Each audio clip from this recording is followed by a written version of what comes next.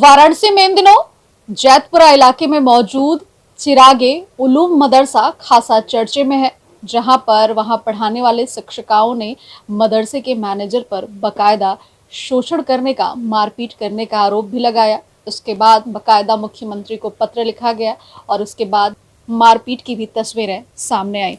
दरअसल वो पूरा मामला क्या था, किस तरीके से ये विवाद बढ़ा और जिस तरीके के आरोप लग रहे थे, जो बातें सामने आ रही थी, उसको जानने के लिए ईटीवी भारत की टीम ग्राउंड जीरो पर पहुंची है और हमारे साथ वो शिक्षिकाएं मौजूद हैं जिन्होंने ये आरोप लगाया है और बकायदा अपने हक में आवाज बुलंद की है। शुरुआत आपसे करती हूँ, क्या पूरा मामला था?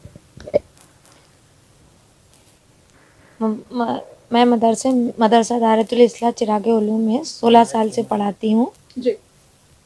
तो ये जो मौलाना रिजवान जो मेरे प्रबंधक हैं, उन्होंने सरकारी नियुक्ति के लिए इश्तिहार निकाला था, जिसमें मैंने आवेदन दिया और सरकारी नियुक्ति का वो दिलासा भी दिए थे कि इस बार मैं मतलब तुम्हारा कर दूंगा। तो इस तरह से वो 16 जून को अपने जो हमारे यहाँ बाबू का काम करता है मास्टर बिलाल से 2 लाख रुपया मेरे घर से मंगाया था। उसके बाद हमको कॉल लेटर नहीं मिला और बाकी लोगों को मिल गया, तो जॉइंट सेक्रेटरी हमको फ़ोन किया और कहें कि सबको कॉल लेटर मिल गया, तुम्हें नहीं मिला। फिर उसके बाद 28 जून को जब उन्होंने मुझे मदरसे मौलाना प्रबंधक बुलाया तो हम गए, तो फिर अपना 2 लाख का जिक्र किया। तो वो बोले कि बकाया 13 लाख और दोगी तो मैं तुम्हारी सरकारी नियुक्ति कर दूंगा, तो अगर नहीं देती तो उसके बाद शारीरिक संबंध बनाने का उन्होंने ऑफ़र दिया।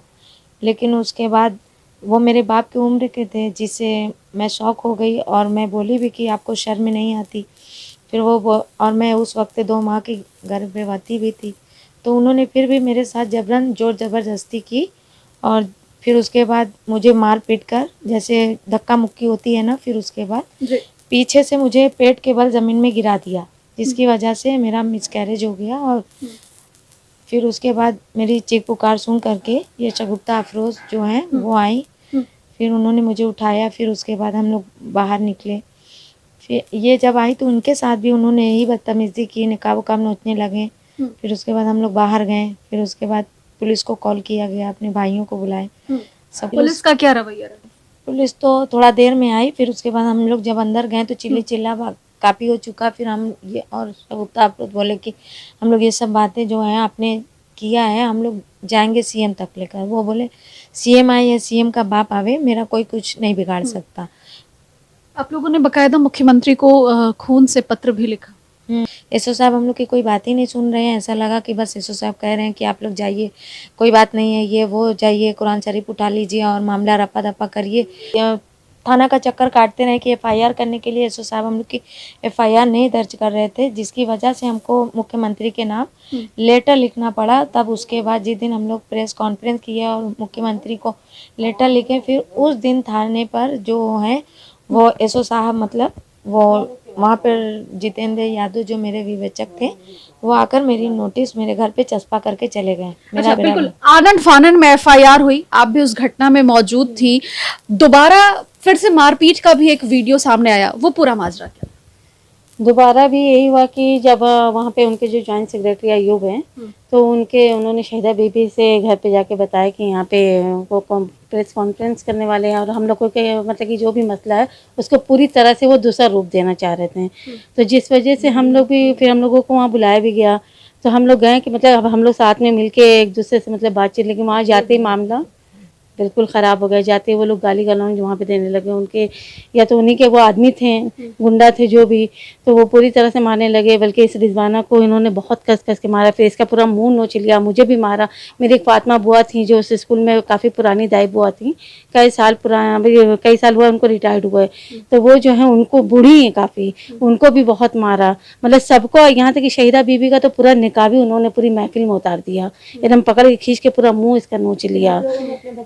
फिर हम लोगों ने भी अपने बचाव में अपनी सैंडल जूता जो भी हुआ, तो अब हम लोग भी अपनी बचाव में उठाए उनको मारने के लिए। वो जो मेरा निकाब नचा था उसके हम कहें कि आओ आओ आगे, तो हम लोगों ने भी अपना बचाव के लिए फिर उसके बाद। आप भी वहां मौजूद थी, आपके साथ भी क्या मारपीट हुई थी? नहीं, हम मदरसा में पढ़ाते हैं 10 साल से जी।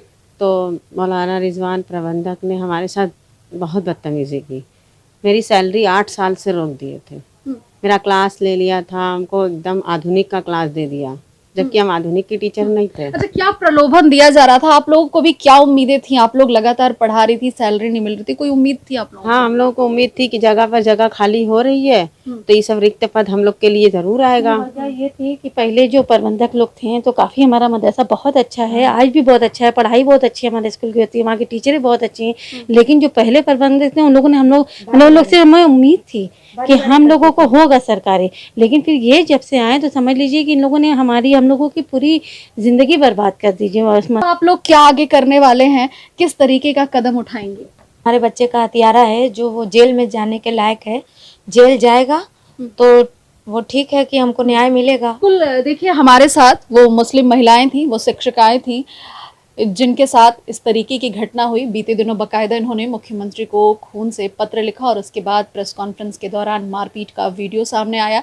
क्या वास्तविकता थी, यही जानने के लिए आज जीटीवी भारत इन महिलाओं के बीच आया था, जहां इन्होंने बताया कि कुल मिला जुला करके हम शिक्षकों की परमानेंट नियुक्ति करने की बात थी। ये सभी महिलाएं 15-15, 16-16 साल, 10-10 साल से वहां पढ़ा रही हैं और परमानेंट नियुक्ति को लेकर के इनकी उम्मीदें थी। हालांकि इसके लिए इनका आरोप है कि बकायदा इनके मैनेजर के जरिए 15 लाख रुपए की डिमांड की गई थी, जिसमें इन्होंने 2 लाख रुपया दिया और उसके बाद इंटरव्यू के दौरान इनके साथ बदसलूकी हुई और उसमें से एक शिक्षिका का मिसकैरेज भी हो गया, जिसके बाद अब वो इस मामले को लेकर के आगे लड़ाई लड़ रही हैं। हालांकि जब ईटीवी भारत ने इस बारे में जिला अल्पसंख्यक अधिकारी से बातचीत की तो उन्होंने कहा मामला हमारे संज्ञान में है, अभी हमारे पास किसी भी प्रकार की कोई पत्रावली नहीं आई है, जैसे ही पत्रावली आएगी तो हम इस पर जांच शुरू करेंगे। प्रकरण अभी हुआ है, अभी जो संज्ञान में आया कि कुछ उनके यहाँ विज्ञापन प्रकाशित करते हुए वो इंटरव्यू वगैरह लेने की प्रक्रिया कर रहे थे, उसमें हंगामा हुआ। चूँकि वो पत्रावली अभी हमारे पास आई नहीं है, इसलिए उसकी नियुक्ति के विषय में कुछ नहीं कह सकते। जो एक और घटना हुई है उसमें FIR भी हुई है, पुलिस उसकी विवेचना कर रही है। क्योंकि पुलिस केस है तो इसके विषय में पुलिस जांच कर रही है। पत्रावली आए कि देखा जाएगा कि नियमानुसार उन्होंने विज्ञापन कराया है कि नहीं कराया है।